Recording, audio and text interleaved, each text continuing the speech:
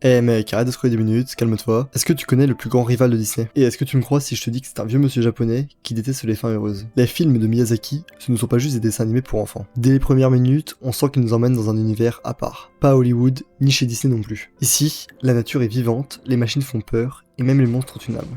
Et chez Miyazaki, les héros ne sont pas des super-héros. Ce sont souvent des jeunes filles, indépendantes, curieuses, sensibles, parfois perdues mais toujours courageuses. Chihiro, Nausicaa, Sophie, elles n'attendent personne pour avancer. Pas de princesse non plus à sauver.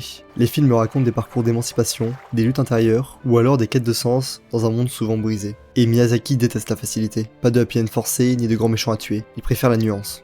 Les ennemis ont leur raison, les conflits sont complexes, chacun agit selon ses croyances, ses blessures, ses peurs. Et même ceux que l'on pense haïssables au début finissent par révéler une part d'humanité.